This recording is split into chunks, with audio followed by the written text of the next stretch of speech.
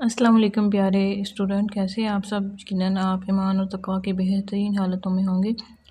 आज आपको सबको पता है कि आप लोगों के पेपर्स वो शुरू होने वाले हैं, तो 8 क्लास के जो मैथ के इम्पोर्टेंट चैप्टर्स हैं उनके बारे में डिस्कस करते हैं। अब चूँकि टाइम तो बहुत थोड़ा रह गया है, तो जो बच्चे थोड़े से वीक हैं तो वो कोशिश करें कि कम से कम पहले 2 जो यूनिट हैं आपके वो सारे के सारे कर लें। तो जो पहले 2 यूनिट हैं उनकी जो इम्पोर्टेंट एक्सरसाइज हैं जिनमें से एग्ज़ाम में एग्ज़ामिनर क्वेश्चन उठा सकता है, उस हवाले से हम थोड़ी सी बात करते हैं। जैसे कि ये देखिए, रियल नंबर्स है, चैप्टर 1 की बात करें, यूनिट 1 की बात करें, उसमें जो पहला जो चैप्टर है वो है रियल नंबर्स का। रियल नंबर्स में आपको पता है जैसे इंटीजर्स आ जाते हैं, होल नंबर आ जाते हैं, ये सारे जो नंबर है रैशनल इरेशनल ये रियल नंबर्स कहलाते हैं।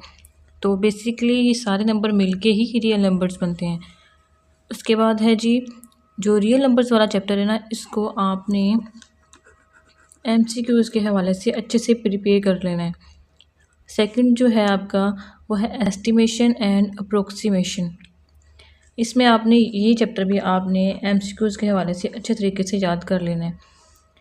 सेकंड पे है स्क्वायर रूट मोस्ट इम्पोर्टेंट। इसमें से एग्जामिनर जो है वो क्वेश्चन लाजमी उठाता होता है। तो इसकी एक्सरसाइज है 1.4 से इसके रिलेटेड 2-3 और एक्सरसाइज हैं, वो भी आप लोगों ने अच्छे तरीके से देख लेनी है। अब जी स्क्वायर रूट फाइंड करने के 2 तरीके हैं आपके पास। एक है आपके पास फैक्टराइजेशन और दूसरा तरीका है आपका जो वो है डिवीज़न के तरीके से आप स्क्वायर रूट को फाइंड कर सकते हैं। अब एग्जामिनर 2 तरीके से आपको ये क्वेश्चन पूछ सकता है, या तो वह बाकायदा आपको क्लेरिफाई कर देगा कि आपने फैक्टराइजेशन करनी है या डिवीज़न करनी है, या सिंपल अगर आपको कहे कि स्क्वायर रूट फाइंड करें तो फिर आप दोनों में से कोई भी मेथड इस्तेमाल कर सकते हैं। उसके बाद आ जाएंगे आपके क्यूब वाले क्वेश्चंस। तो क्यूब वाले क्वेश्चन जो है आपने वो देख लेने हैं अच्छे तरीके से, MCQs के हवाले से भी और वैसे इसके दूसरे जो क्वेश्चन है वो भी। Set, most important set. अच्छा जी, 1.14 एक्सरसाइज बन रही है, ये आप लोगों ने 1.14 और आगे इसकी 1.15 भी है आई थिंक, तो वो भी आपने देख लेनी है। जिसमें सेट, यूनियन और तकाते वाली चीज़ें आ रही हैं वो आपने देख लेनी है, इंटरसेक्शन और यूनियन। उसमें जो डी मॉर्गन्स लॉ है और वेन डायग्राम है। वेन डायग्राम तो इतनी ज़्यादा पेपर्स में नहीं आती, लेकिन डी मॉर्गन्स लॉ वाले क्वेश्चन के चांसेस होते हैं कि वो आ जाए। तो डी मॉर्गन्स लॉ आप लोगों ने अच्छे तरीके से याद कर लें, क्योंकि वो उसकी 2 आगे वो हैं फार्मूलाज, तो उनको याद करके आपने क्वेश्चन हल करने हैं, तो वो अच्छे तरीके से आपने कर लेने हैं।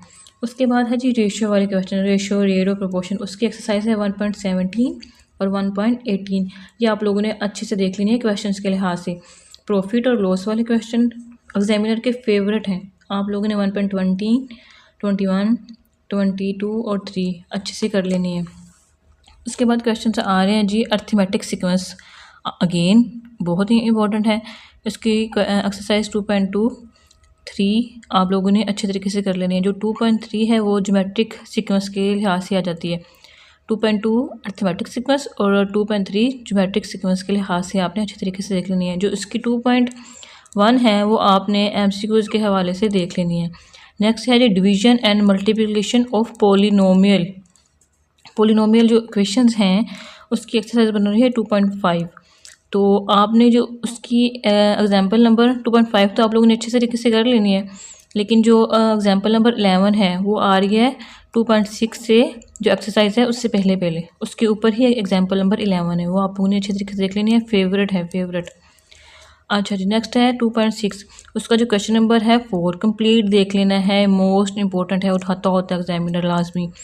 2.7 से लेके 2.12 जो है वो तो सारी ही इंपॉर्टेंस है, क्योंकि वो सारा अलजबरा आ रहा है, तो आप लोगों ने अच्छे तरीके से देख लेनी है।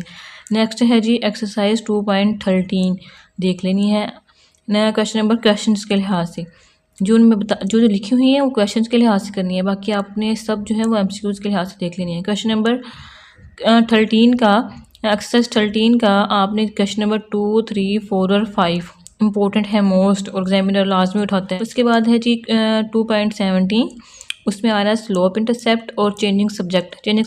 चेंजिंग सब्जेक्ट का मतलब है कि अगर तो आपको क्वेश्चन वाई की फॉर्म में दी है तो आपने इसको एक्स की फॉर्म में कन्वर्ट करना है, और अगर एक्स की फॉर्म में दी हुई है तो आपने इसको वाई की फॉर्म में कन्वर्ट कर देना है।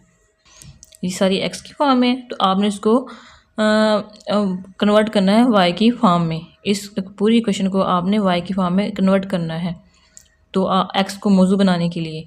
उसके बाद है जी एक्सरसाइज 2.20, ये भी आपने क्वेश्चन के लिहाज से देख लेनी है। तो ये थे आपके इम्पोर्टेंट एक्सरसाइज, जिसमें आपने ये क्वेश्चन देख लेने हैं। उन बच्चों के लिए है जो थोड़े वीक हैं और उन्होंने पूरी बुक नहीं की हुई, तो कम से कम पहले 2 चैप्टर कर लें ताकि आपके पासिंग मार्क्स आसानी से आ सकें, क्योंकि आपके एमसीक्यूज़ भी ज़्यादातर इसी में से आ सकते हैं और जो आपके क्वेश्चन हैं वो भी आ सकते हैं इसके अंदर। इंशाल्लाह ताला मैथ का जो गैस है वो आपको जब पेपर होगा तो साथ ही सेंड कर दिया जाएगा इंशाल्लाह ताला। इसी के साथ मुझे इजाज़त दीजिए, अपना ख्याल रखें, अल्लाह हाफिज़।